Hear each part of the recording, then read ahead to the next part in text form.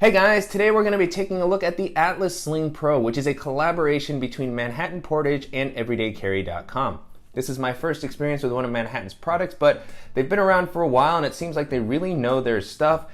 And I'm a big fan of EverydayCarry.com. It's one of the sites that really sent me down the EDC rabbit hole. I still visit it regularly. And in general, I'm a big fan of collaborations. We've looked at collabs like the Packed and Chase Reeves travel backpack, the Peter McKinnon and Nomadic camera bag, and then of course the Evergoods and Carryology Phoenix bags, which I'm a huge fan of. So very excited to see what this collaboration would bring, and in this video I'm going to be talking about my experience using it over the past couple of weeks. I'll show you how I've loaded it out, walk through all the features, and I'll also talk about how it compares to some of the other sling bags that are currently on the market. Before jumping into the video, if you're new here, welcome. My name is Danny, and on this channel we love reviewing popular travel and everyday carry gear. If you like these types of videos and you'd be interested in seeing more, please consider subscribing as it helps the channel out a lot. So with all that being said, let's go ahead and jump in.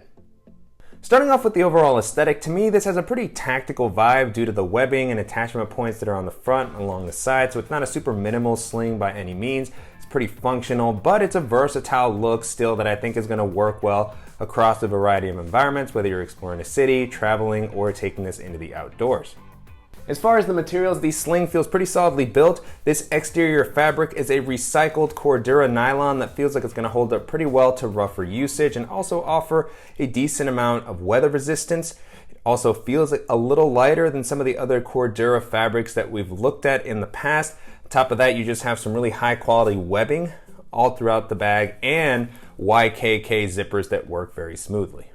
Continuing along the outside of the sling bag, you have handles on the sides, the top, and the bottom. So you have a lot of different ways that you could carry this, that you can swing it around when you're wearing it, that you can use to store it into an overhead storage compartment.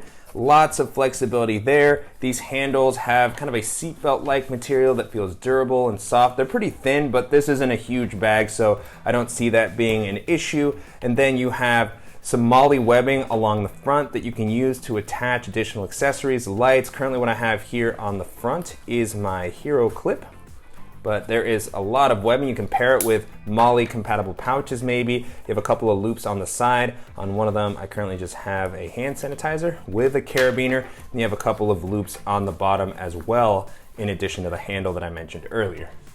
On the front near the top, you also have a hook and loop Velcro area that you can use to customize with a variety of patches. You do have one included with the sling bag, which is meant to show the collaboration with EverydayCarry. So there you have the company's logo and the collaboration. You can take that off, you can leave it, you can put another patch on, and then you also have a little logo on the side, which again just shows that this is the collaboration and the company's name.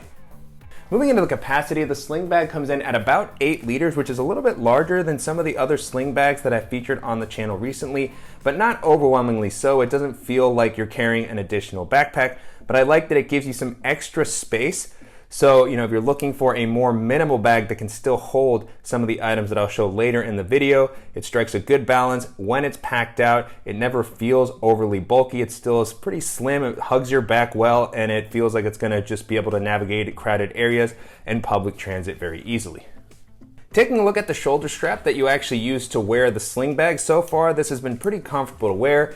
To me, slings are never going to be as comfortable as a backpack just due to the single strap nature, but I think that they do a good job here of incorporating some padding onto the back paneling in onto the strap portion that's going to be on your shoulder. So this part here is really comfortable. The strap itself has plenty of length. You can really kind of just tweak this to fit in any way that you want to carry it. You also have the ability to shift the strap over depending on which shoulder you want to wear this on. It works just as well on either one. You also have a buckle here, which makes it very easy to get this on and off without changing the length of the strap.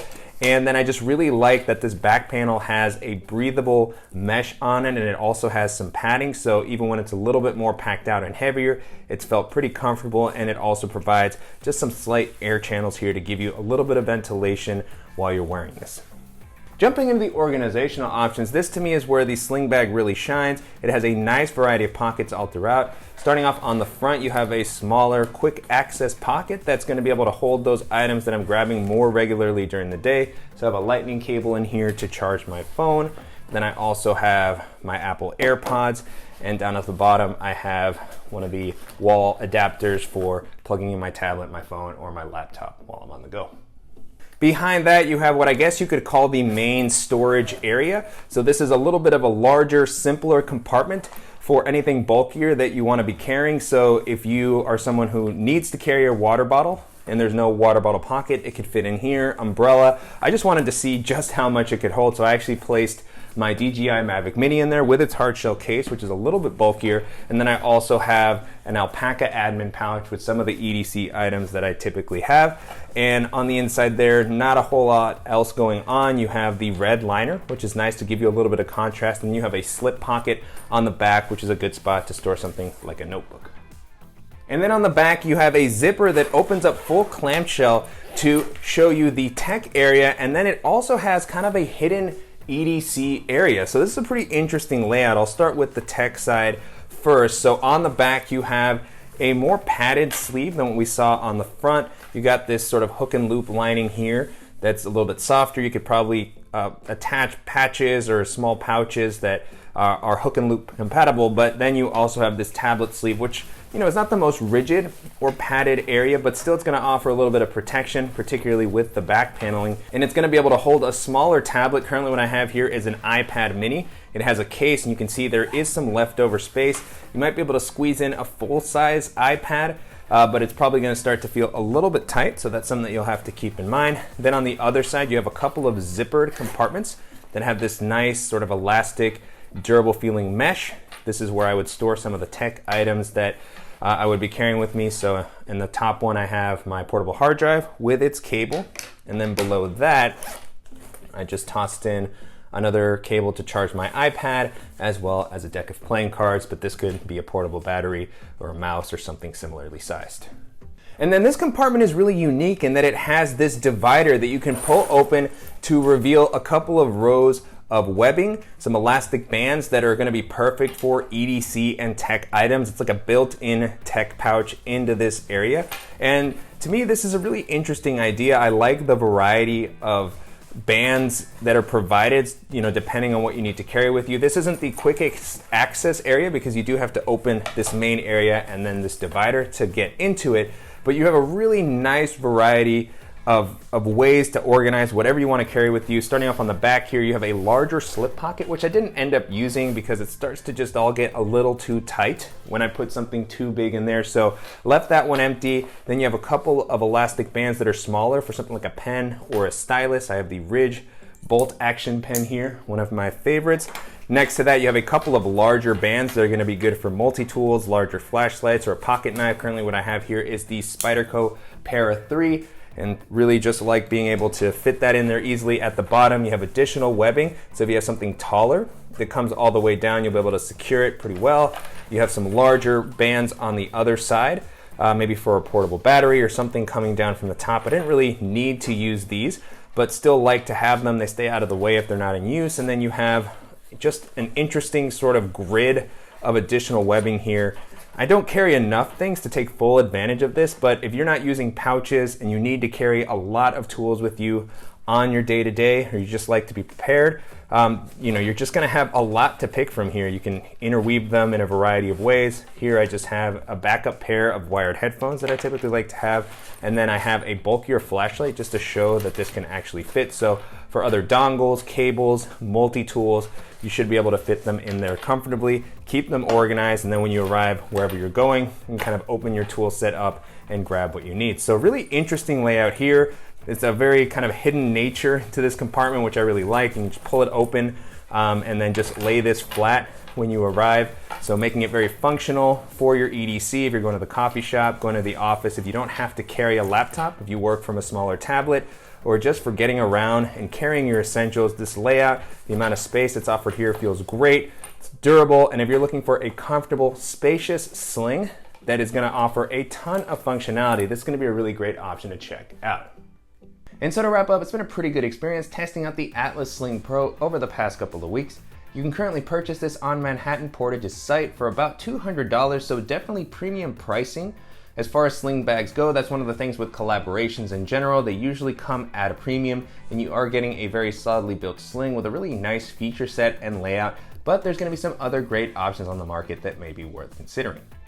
And so as I was testing this out, the first sling this made me think of is the Evergood Civic Access Sling, which we looked at pretty recently. That one coming in at 2 liters is a little bit smaller than this, and it also has a more minimal layout. It doesn't have all the webbing, all the tactical vibe. It doesn't have as many organizational pockets, but as far as what a sling bag is meant to do, is as far as giving you just a little bit of extra capacity that's not as big as a backpack, that one does it very well. I like the larger front compartment that it has for my bulkier items. It's got a nice kind of hidden area, very well padded, breathable back panel. You can wear it as a hick pack or as a sling bag, which would be a little bit tough to do with this one. So if you're looking for a durable, comfortable sling that's gonna be a little bit smaller and that can be used as a waist pack, that's gonna be one of the best options to take a look at.